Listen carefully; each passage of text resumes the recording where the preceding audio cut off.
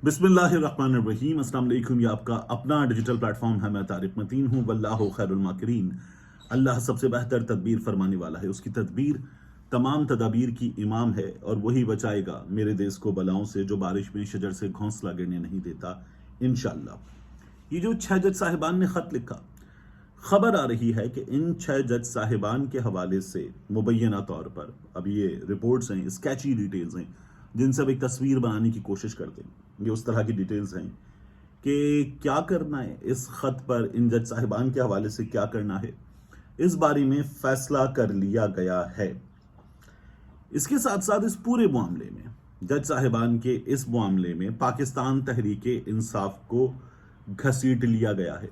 कहा यह जा रहा है कि जज साहिबान ने जो किया है उसका गो अहेड इमरान खान ने दिया है, और काजी फाइज ईसा साहब ने, चीफ जस्टिस ने, कैसे पाकिस्तान की सुप्रीम कोर्ट को मुतनाज़े तरीन बना दिया है, इस बारे में भी इस वीडियो में बात करेंगे। पहले आपसे दरखास्त, अपने लिए सब्सक्राइब कीजिए, घंटी का बटन दबाइए, लाइक कीजिए, कमेंट कीजिए। यही दरखास्त आपसे अलग न्यूज़ के लिए भी है।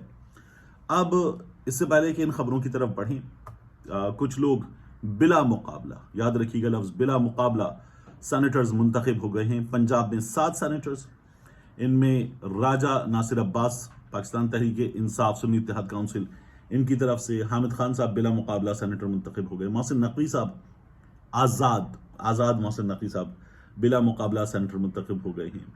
इन्हीं में मुस्लिम लीग नून के परवेज़ रशीद शामिल हैं, तलाल चौधरी शामिल हैं, नासिर भट्ट, वो जो मियां नवाज शरीफ साहब के साथ आपको नजर आते हैं, जिन पर तहरे कत्ल का इल्ज़ाम है, नासिर भट्ट साहब, तो नासिर भट्ट साहब शामिल हैं, आहद चीमा साहब शामिल हैं। ये लोग जो है वो बिला मुकाबला सेनेटर मुंतखब हो गए हैं। अब आ जाइए इस बारे में कि जज साहिबान के हवाले से क्या फैसला हुआ है। देखिए, हुआ ये कि ये खत एक भौचाल सा पैदा कर गया। हमने हर जानिब हलचल देखी, नहीं देखी तो हमने वो जो पाकिस्तान बार काउंसिल है ना, पाकिस्तान बार काउंसिल जो वकला की सबसे बड़ी तंजीमों में से एक है, उस पाकिस्तान बार काउंसिल के प्लेटफॉर्म पर हमने कोई हलचल एज सच नहीं देखी। फिर बिल आखिर पाकिस्तान बार काउंसिल का ये इजलास हुआ, और उस इजलास में पाकिस्तान बार काउंसिल के जो रूह रवां हैं, एग्जीक्यूटिव कमेटी के चेयरमैन फारूक एच नाइक साहब, पाकिस्तान पीपल्स पार्टी वाले, उन्होंने ये कहा कि एक हंगामी इजलास होगा 10 दिनों के बाद। 5 अप्रैल को यह हंगामी इजलास होने जा रहा है। तो आपको नजर आ रहा है कि डिवाइड कैसी है, तकसीम कैसी है।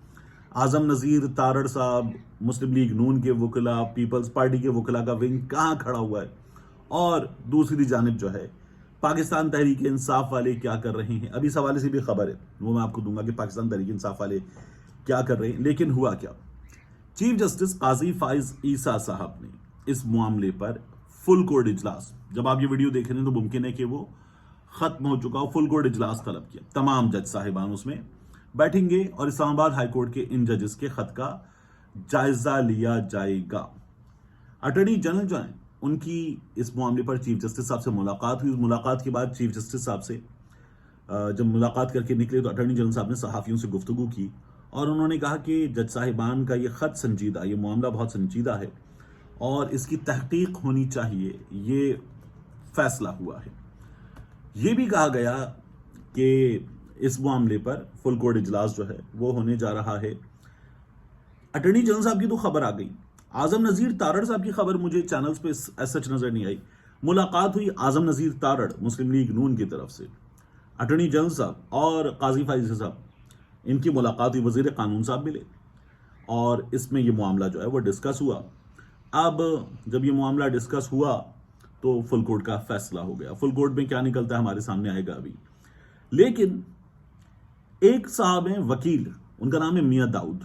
ये वही मियां दाऊद हैं जो इमरान खान के काफिले पर गोलियां चलाने वाले, इमरान खान पर कातिलाना हमला करने वाले मियां दाऊद साहब जो हैं वो नवीद के, वो जो नवीद था जिसने गोलियां चलाई थी, उसके वकील हैं। और अभी नवीद की एक दरखास्त भी आई है कि सब कुछ पीटीआई ने करवाया, मैंने तो कुछ किया ही नहीं था, मेरी दरखास्त जमानत मंजूर करें।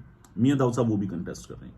ये मियां दाऊद साहब वो हैं जो फाते रहे उस मामले में, जब मज़ाहिर नकवी साहब जो हैं वो पीछे हट गए, इस्तीफा दे गए, और मियां दाऊद साहब जो हैं वो कामयाब قرار پایا ہمارے سامنے. میاں داؤد صاحب کے پاس کچھ ڈاکیومنٹس وغیرہ بھی تھے, وہ نکال کر لائے تھے, اور مظاہر نقوی صاحب کی اس کیس میں ہو گئی تھی ایسی کی تیسی. میں نے ہمیشہ کہا ہے کہ بڑے آدمی کا فیصلہ بھی ہونا چاہیے. مظاہر نقوی صاحب جو ہیں اگر استعفیٰ دے گئے تو بھی ختم نہیں ہونا چاہیے. مظاہر نقوی صاحب کا یہ معاملہ جو ہے کرپشن کی تحقیقات ہوں, اب وہ نیب کے پاس, اینٹی کرپشن کے پاس کہیں ہوں, لیکن کرپشن کی تحقیقات ہوں.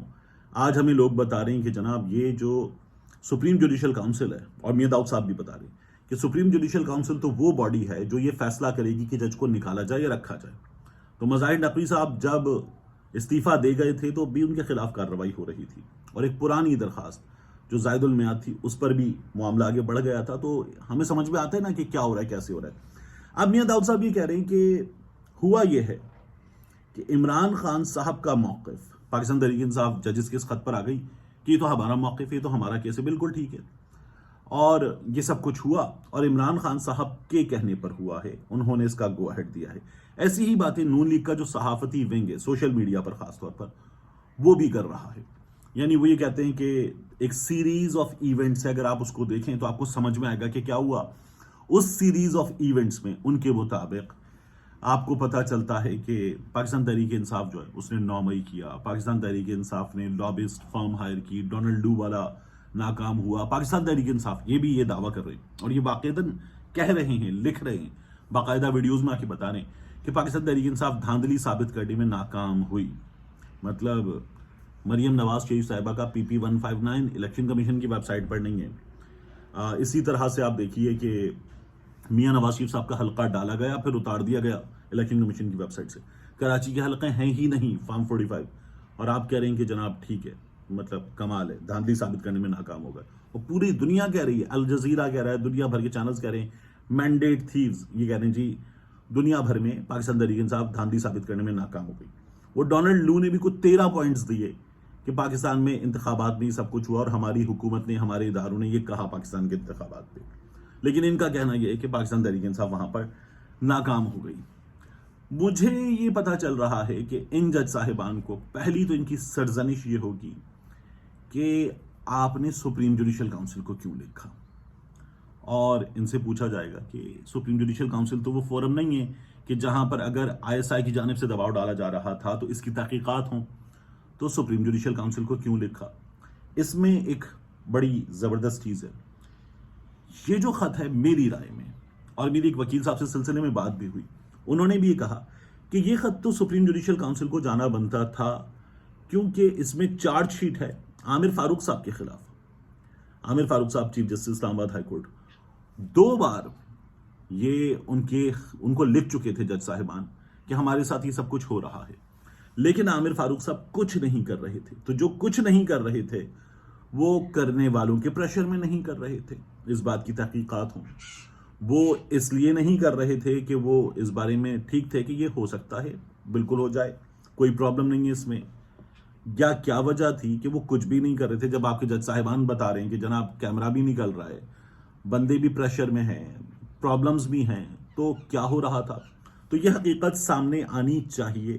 تو یہ سپریم جوڈیشل کاؤنسل کا کیس بنتا ہے عامر فاروق صاحب کے حوالے سے میری رائے میں, کہ ان کے خلاف تو یہی پر تحقیقات ہو جائیں کہ آپ کو آپ کے جج صاحبان آپ کے ماتحت بتا رہے تھے, آپ کچھ کر کیوں نہیں رہے تھے. تو یہ ایک سیدھا سیدھا کیس ہے. اب یہ لوگ کہتے ہیں عمران خان نے اجازت دی ہے.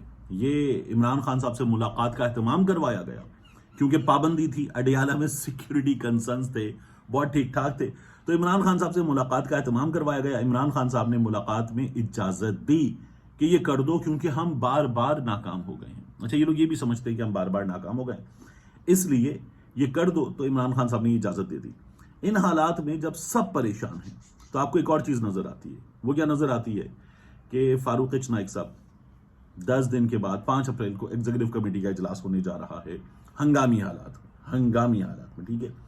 اب یہ سچویشن ہے, اس سچویشن میں کیا نکلے گا اس فل کوڈ اجلاس سے ہمارے سامنے آ جائے گا. لیکن ان سب کا دعویٰ یہ ہے کہ جی آپ نے, جج صاحبان نے جب یہ بتایا کہ اتنا پریشر تھا کہ ہاسپٹل چلے گئے, پریشر تھا, ISI کے لوگوں نے اغوا کر لیا بہنوئی کو, یہ سب کچھ ہو گیا, خفیہ ایجنسیز یہ کر رہی تھیں, تو پھر آپ نے خفیہ ایجنسیز کے خلاف کارروائی کیوں نہیں کی؟ آپ تو جج ہیں, آپ کے پاس تو اختیار تھا, آپ کارروائی کرتے, آپ نے کارروائی کیوں نہیں کی؟ कार्रवाई ना करने पर आपने खुद को इनकॉम्पिटेंट साबित कर दिया कि आपको सुप्रीम कोर्ट ऑफ पाकिस्तान का जज, हाई कोर्ट ऑफ पाकिस्तान का जज रखा जाए तो आप जज बनने के काबिल नहीं है, तो आपको तो फारिग कर देना चाहिए। फिर उसके बाद आपके खिलाफ तहकीकात होनी चाहिए, और तहकीकात में अगर ये साबित ना कर सकें आप लोग कि आपके साथ ये सब कुछ हुआ, तो फिर आप लोगों को उसके बाद सजा का सामना करना चाहिए जज साहिबान के खिलाफ। तो कार्रवाई, तो ये जो तमाम आपको डायरेक्शन नजर आ रही जज साहिबान के खिलाफ कार्रवाई हो, इस बात पे जोर दिया जा रहा है। इसके अलावा बहुत इंपॉर्टेंट है, सेनेटर रिटायर्ड सनाउल्लाह बलूच साहब, उन्होंने एक तवील ट्वीट किया है। वो ट्वीट पढ़ने से ताल्लुक रखता है काजी फाइज ईसा साहब के एक फैसले से मुताल्लिक है। वो कहते हैं, ये पाकिस्तान का वो मुतनाज़ फैसला है जो नवाज शरीफ की ताहयात नाअहली को ख़त्म करने के लिए उजलत में सुनाया गया। आज जस्टिस आफरीदी के इख्तलाफी नोट की तफसील 26 मार्च को डॉन ने तफसीलात शाया की हैं, ये उन्होंने आज ट्वीट किया है। वो कहते हैं, ये फैसला इसलिए भी अदालती वक़ार कानूनी मयार पर पूरा नहीं उतरता क्योंकि 7 रुकनी बेंच में जस्टिस जमाल मंदोखेल साहब बैठ नहीं सकते थे, क्योंकि उन्होंने बलूचिस्तान हाई कोर्ट के जस्टिस की हैसियत से खुद ताहयात नाअहली का फैसला दिया था। एक मामला था, उस पर एक जस्टिस साहब अपना माइंड पहले ही डिस्क्लोज कर चुके थे, तो वो बैठ नहीं सकते थे। अगर मंदोखेल साहब बेंच से अलग होते तो रह जाते 6 जज साहिबान, जबकि इससे पहले 5 रुकनी बेंच ने 62(1)(f) में ताहयात नाअहली का मुत्तफ़िक़ा फैसला सुनाया था। 5 रुकनी बेंच ने मुत्तफ़िक़ा फैसला दिया 62(1)(f) में। लिहाजा जस्टिस आफरीदी के डिसेंटिंग नोट के बाद 5 जजेस साबका फैसले को कलअदम करार नहीं दे सकते। तो जब 5 जजेस हैं तो फिर वो 5 जजेस का फैसला कैसे कलअदम करार दे सकते हैं, ये सवाल किया जा रहा है। सनाउल्लाह बलूच साहब जो लिख रहे हैं, वो कहते हैं, ये सब एक हफ्ते में हुआ कैसे। इस्लामाबाद हाईकोर्ट के जज साहिबान के हालिया खत को मद्देनजर रखकर हर जी शऊर ये जानता है कि अदलिया के अक्सर सियासी उमूर से मुताल्लिक फैसले उसूल और कानून नहीं बल्कि मुक़्तदरा की ज़रूरत को मद्देनजर रखकर किए जाते हैं और होंगे। क्योंकि चीफ जस्टिस काजी फाइज ईसा साहब अदालत के रोस्टर पर कोई भी बात सुनने के लिए तैयार नहीं होते, और इसी वजह से नवाज शरीफ नाअहली केस में वो जल्दबाजी में एक ऐसा फैसला कर गए जो अशरों तक सुप्रीम कोर्ट की आईनी अदालती हैसियत को कमजोर करने का बायस बनेगा। कानून और सियासत से दिलचस्पी रखने वाले तालिब इल्मों के लिए जस्टिस आफरीदी का ये नोट पढ़ने और समझने के काबिल है। अब भी वक्त है कि चीफ जस्टिस काजी फाइज ईसा साहब इस फैसले पर अज खुद नजर सानी करके इस अदालती फैसले में जो सुकम है उसे दूर करें। उसमें डॉन का उन्होंने नीचे हवाला दिया हुआ है और लिखा हुआ है, only amendment can undo life time ban says supreme court जज। ये उसकी हेडलाइन है। तो काजी फाइज ईसा साहब ने मियां नवाज शरीफ साहब के हक में ये फैसला उनकी अदालत से आ गया था। मियां नवाज शरीफ साहब की जो नाअहली है, ताहयात नाअहली, वो खत्म हो गई थी। जहांगीर खान तरीन साहब को भी फायदा हुआ था, और ये अचानक एक मामला उठा और उस पर फिर तारीख आ गई और इलेक्शन से पहले ही सब कुछ हो गया था। जिस तरह आजकल हम साइफर में देख रहे हैं, साइफर में क्या हुआ, आज एडवोकेट जनरल इस्लामाबाद से कहा गया था कि लाइन जी वो जो आपने जज भेजे थे वो कैसे भेजे थे जरा इस बारे में बताएं। तो उनको बुलाया गया था। एडवोकेट जनरल साहब जो हैं वो पहुंच गए कराची। वो कराची पहुंच गए, जज साहिबान मियां गुल हसन औरंगजेब साहब वो बरहम हुए कि भाई कोई नुमाइंदा ही बिठा जाते अदालत में, अपनी तरफ से नुमाइंदगी के लिए कोई बंदा ही भेज देते। तो मजाक बनाया हुआ है।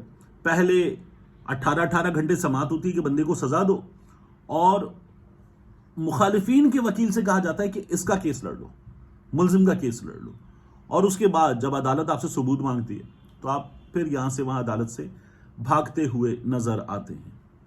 मिलते हैं इंशाल्लाह आपसे अगली वीडियो में।